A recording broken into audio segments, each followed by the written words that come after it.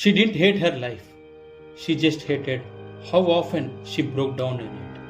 She was 35, a corporate trainer who looked calm on the surface, but inside it was like a storm.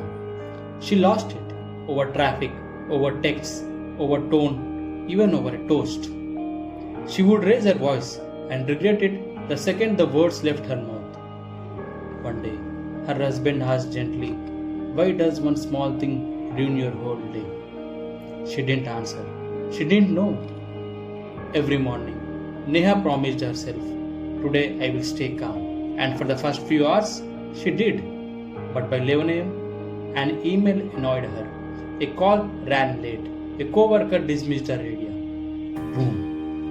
Another burst, another apology, another cycle she couldn't break. She was not proud of it, but a quiet part of her had started believing maybe this was just who she was.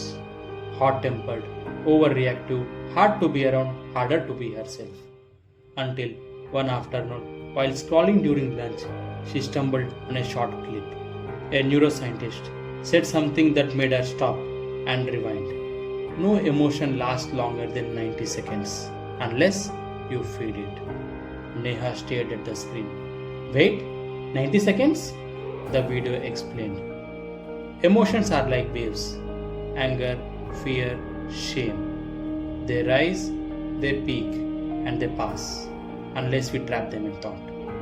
But what we do? We replay the moment, we rehearse the insult, we relive the tension. Neha froze, because it was true, and for the first time, she saw it. Next, when her boss raised his voice, she quietly walked out of the room, stood by a window, placed a hand on her chest, and just noticed her breathing.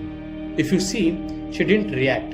She responded and started counting 90, 89, 88.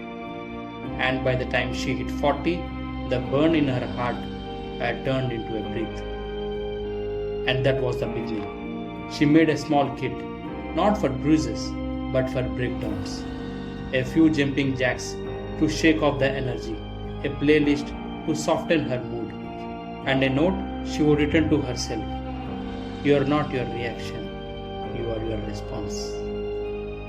After consistent practice, one night at a family dinner, her cousin said something sarcastic, the kind of thing that used to ruin her mood.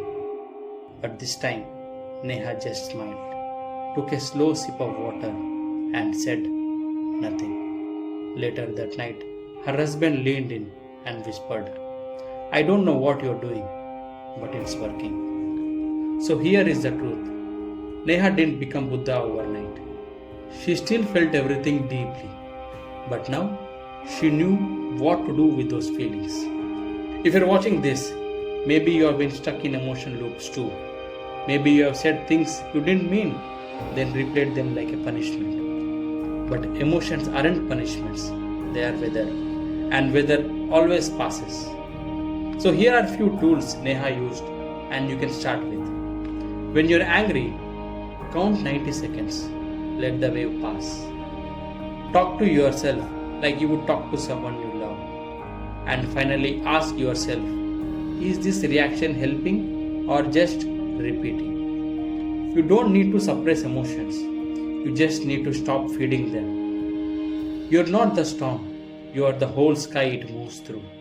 And today, you get to choose how the next wave passes.